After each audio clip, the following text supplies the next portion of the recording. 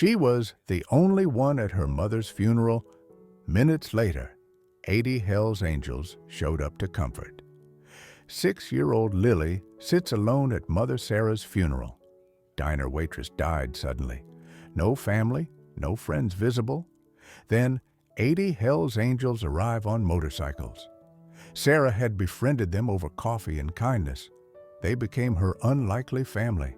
Now, they're Lily's. Sometimes, family chooses you. Riverside Chapel, Tuesday morning, 10 a.m. 6-year-old Lily sat alone in front row, black dress too big, borrowed from neighbor, white casket 10 feet away containing her mother, Sarah Martinez, 28 years old, diner waitress, single mother, dead from brain aneurysm 3 days ago. Funeral director kept glancing at door, expecting mourners, finding empty chapel, 12 rows of empty pews, one small girl, one casket. Silence. Pastor cleared throat. We'll wait 5 more minutes in case others arrive. Lily didn't respond. She knew nobody was coming. Mama didn't have family. Grandparents died before Lily was born. No siblings, no cousins. Father had left when Lily was baby. Friends? Mama worked double shifts, 60 hours weekly. No time for friendships beyond co-workers saying hello. Just Lily and Mama. Always had been. Now, just Lily. Sarah Martinez had worked at Eddie's Diner for 8 years. Morning shift, 6 a.m. to 2 p.m., 5 days weekly. Sometimes 6 when bills demanded. She'd served thousands of customers, remembered regulars' names, their orders, their stories, made small connections despite exhaustion defining single motherhood and poverty wage work. One group of regulars stood out. Hell's Angels from local chapter, 8 to 12 bikers, Tuesday and Thursday mornings after night rides. They'd started coming 2 years ago, intimidating first, leather vests, patches, beards, tattoos. Other customers gave them wide berth. Sarah had treated them like everyone else, smiled, took orders, refilled coffee without being asked, learned names, asked about their lives, treated them as people, not stereotypes. They'd responded, tipping generously, protecting her from difficult customers, bringing Lily small gifts on birthdays, becoming unexpected constants in life defined by uncertainty and isolation poverty created.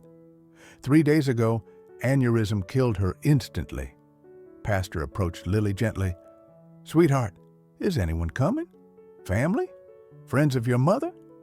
Lily shook head. "Just us. Always just us."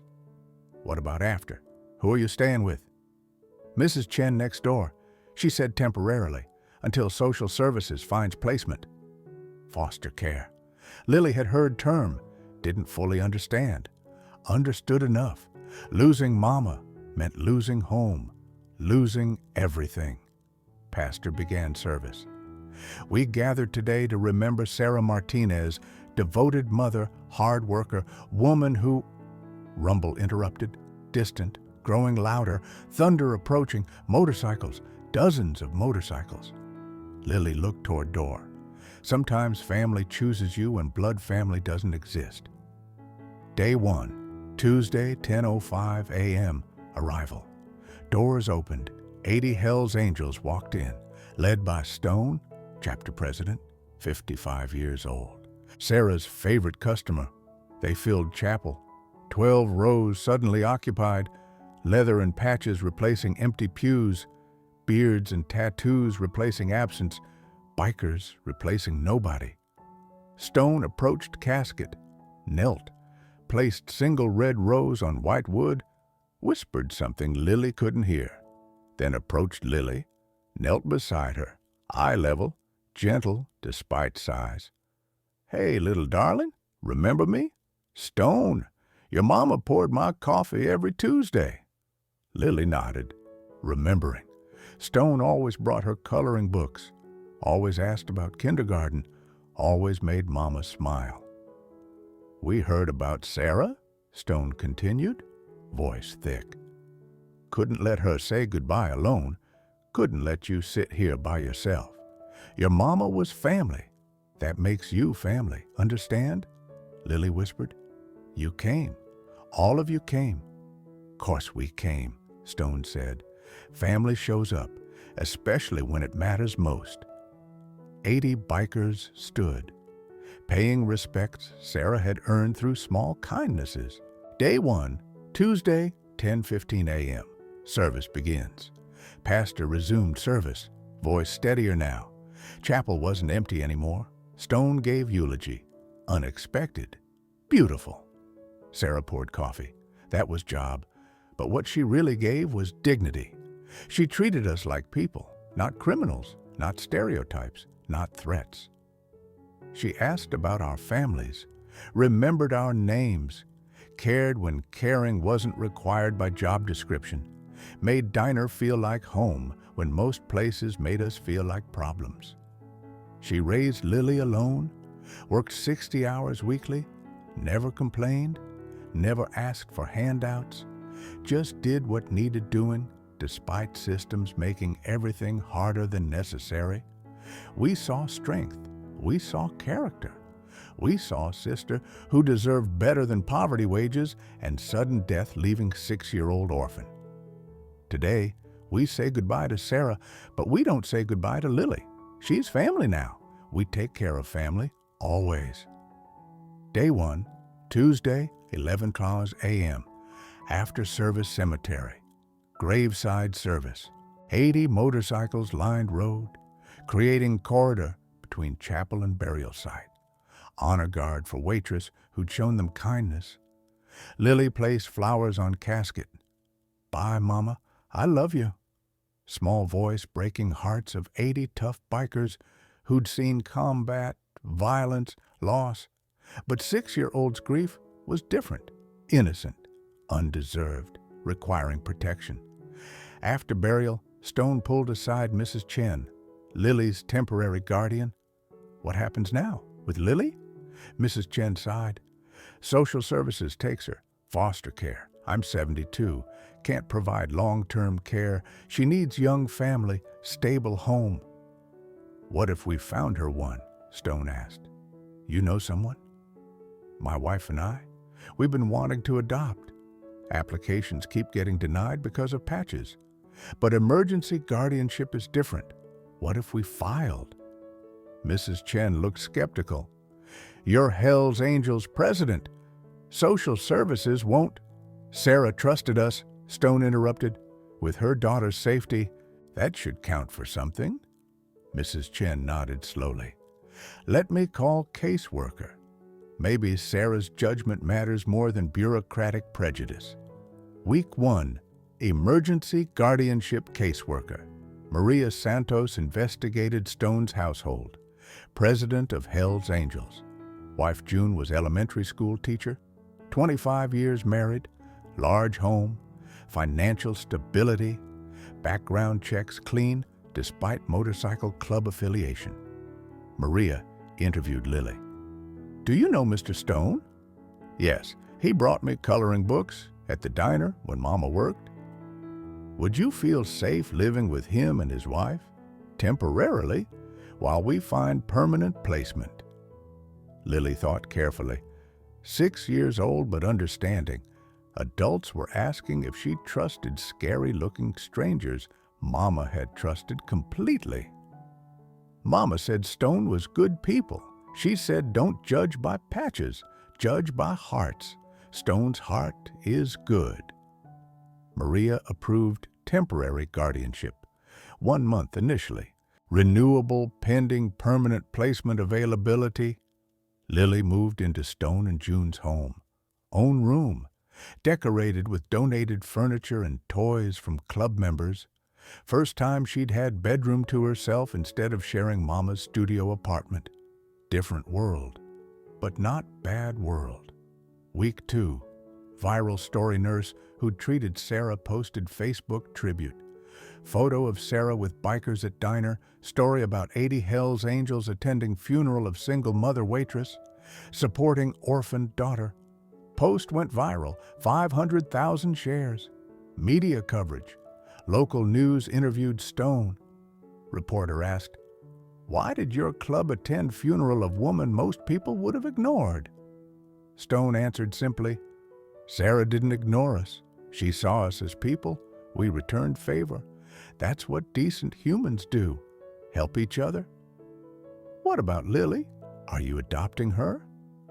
"We're her temporary guardians, hoping permanent adoption gets approved. She needs family. We want being that family." Public response was overwhelmingly supportive. Thousands commented, "This is beautiful. Hell's Angels showing humanity. Little girl deserves this family." But also criticism. Motorcycle gang shouldn't raise children. This is publicity stunt. Bureaucrats noticed. Pressure mounted. Applications that had been denied for years suddenly faced public scrutiny. Week 3 to 4. Community support, Hell's Angels, organized fundraiser, Sarah's Legacy Fund, supporting Lily's future, education, medical needs, whatever required, benefit ride, 500 motorcycles, raised $50,000 first event, demonstrating community-supported unconventional family when conventional families weren't stepping forward. Local businesses donated. Diner where Sarah worked created memorial scholarship. Eddie's Heart Fund for children of single parents working service industry. Sarah's story became bigger than individual tragedy, became conversation about class divides, judgments based on appearance, who society valued and who society ignored. Lily started school. Kids asked about motorcycle family. Some parents complained, others defended. She lost her mother. She needs stability.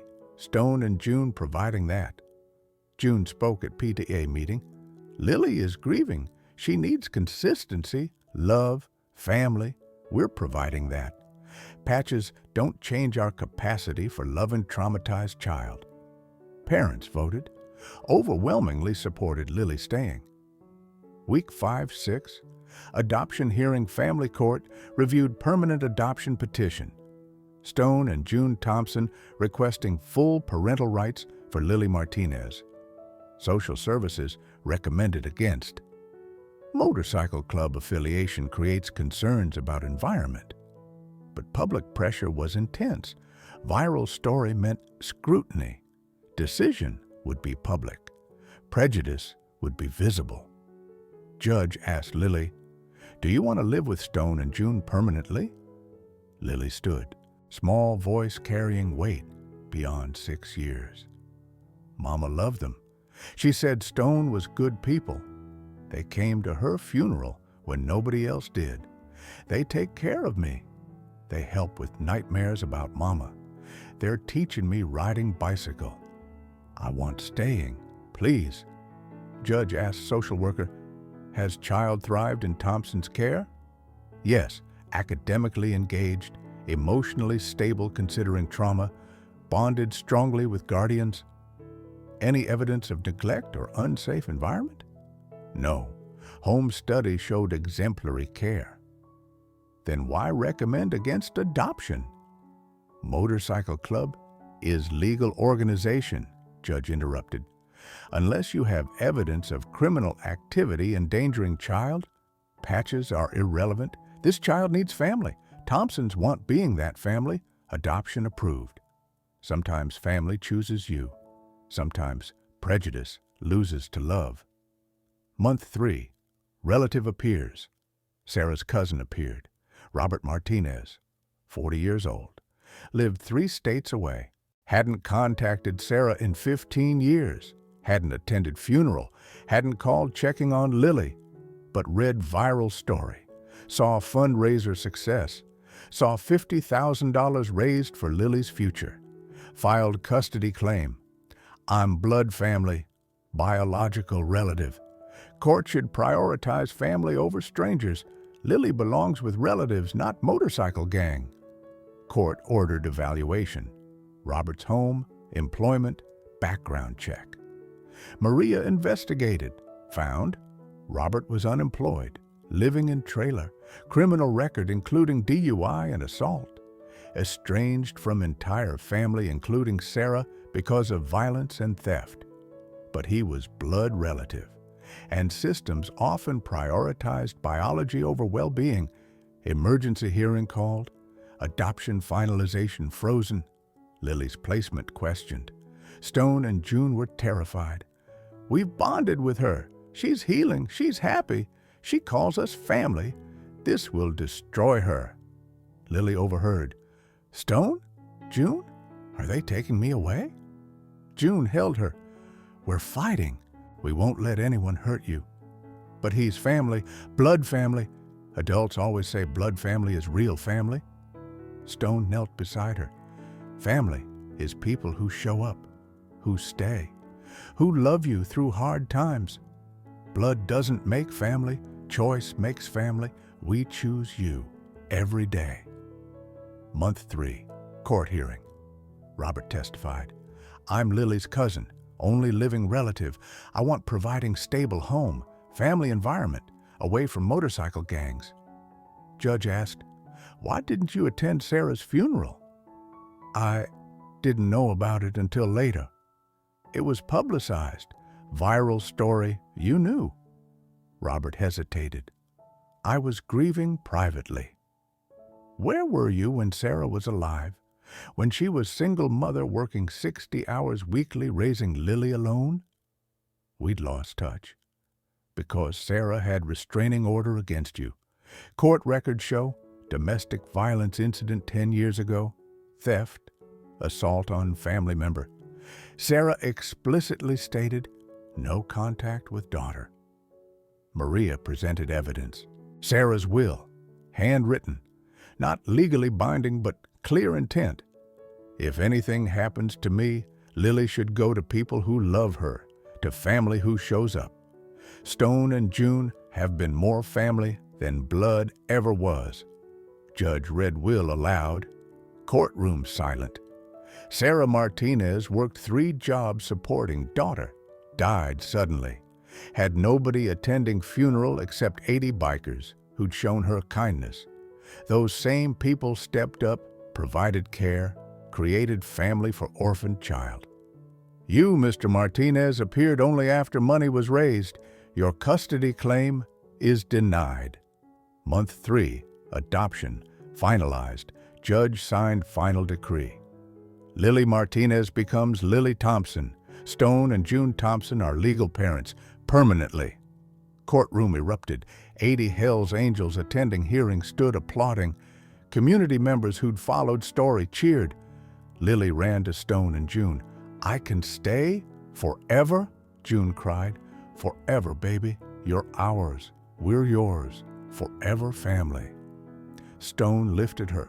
Your mama would be proud. She trusted us with most important thing in her life, her daughter. We won't fail that trust, ever. Lily asked questions she'd been scared asking, can I call you Dad and Mom instead of Stone and June? Both cried. Yes, Stone whispered. Please, we'd be honored.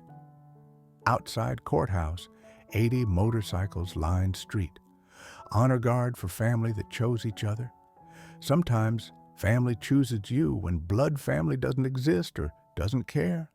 Sometimes waitress pouring coffee creates bonds deeper than biology. 1 year later, Sarah's Memorial Ride annual event, honoring Sarah Martinez, supporting service workers, raising funds for single parents needing help. 500 bikers participated, 20,000 spectators. Lily, now 7, led procession on back of Stone's motorcycle. Small girl wearing child-sized leather vest. Patches reading, Sarah's heart. They rode to diner where Sarah had worked. Memorial plaque installed. Sarah Martinez worked here 8 years. Single mother, devoted worker, friend to all. She taught us, kindness matters more than status. Dignity matters more than salary. Love matters more than biology. Eddie's Diner expanded scholarship program, providing child care assistance, emergency funds, educational support for children of service workers. Raised $200,000 first year? Lily thrived, excelling in school, surrounded by family, chosen family, forever family. 1-year anniversary. Community gathering, memorial service, chapel packed. Same chapel where a year ago Lily had sat alone. Lily stood, 7 years old, confident where a year ago she'd been shattered. Year ago, Mama died. Brain aneurysm, instant. Small voice, clear. I sat alone at her funeral. Nobody came. Stone's hand on her shoulder. Then we came, 80 of us, because your mama had seen us as people when others saw threats.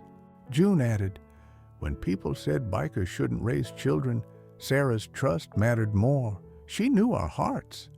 Lily continued, Mama taught me kindness is free. Give it anyway. She gave kindness to scary strangers. And they became family, June said softly. Eddie stood from audience. Diner owner, where Sarah had worked 8 years. Sarah was my best employee, always early, never complained. Customers loved her. His voice broke. I paid minimum wage plus tips. She deserved better.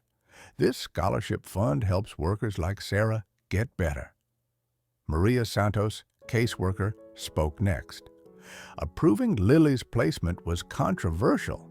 People questioned, motorcycle gang president raising orphan child? But Sarah's judgment mattered. She'd trusted Stone and June with daughter's safety. I honored that trust. Best decision I made professionally. Lily thrives with family who chose her. Stone addressed crowd. Sarah noticed us when most people didn't. She treated us with dignity service workers rarely receive. We notice service workers now in Sarah's honor.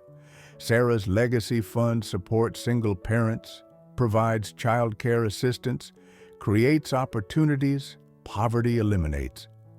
Young woman stood, former classmate of Sarah's. I worked with Sarah for 3 years. She never complained despite working 60 hours weekly. Never asked for help despite clearly needing it. Never showed how hard life was. She just kept going. For Lily. Always for Lily. Lily placed flowers at memorial plaque. Turned to 500 people gathered. Mama died alone except for me. But she wasn't alone. 80 people came. People she'd served coffee. People who'd seen past poverty and exhaustion to human being deserving respect. They saved me, gave me family, taught me. Love doesn't need blood, just hearts willing to show up. 500 people understood. Sarah's legacy wasn't death, was love continuing through daughter she'd raised and community she'd inspired. Stone lifted Lily, placed her on his shoulders. Your mama taught us dignity matters. We teach world in her honor. 80 Hell's Angels raised fists, not threatening, honoring, demonstrating. Brotherhood protected vulnerable people society ignored. Sometimes family chooses you. Sometimes waitress pouring coffee teaches everyone about dignity. Sometimes 80 bikers transformed tragedy into movement. 5 years later, lasting change. Lily at 11 thrived. Honor student, daughter of Stone and June Thompson. Proof that unconventional families worked. Robert Martinez never contacted again. Blood family that showed up only for money taught lessons. Biology doesn't create obligation. Sarah's legacy fund expanded to 15 cities, supporting service workers nationwide, providing child care assistance, emergency funds, educational scholarships. Raised $2 million 5 years. Helping thousands of families, Sarah's story represented. Hell's Angels chapters, nationally adopted service worker support programs, demonstrating brotherhood included protecting vulnerable people society ignored. Most significantly, Lily's story inspired policy changes. Several states passed Sarah's Law, requiring courts prioritize child's established bonds over biological relatives appearing only after crisis. Years later, Lily became social worker, advocating for foster children, ensuring systems prioritized well-being over biology, honoring mother who taught kindness through example. Stone and June fostered 3 more children, siblings needing placement, demonstrating their family had room for all children needing protection. Sarah's Legacy Fund became national organization, 30 states, helping service workers nationwide.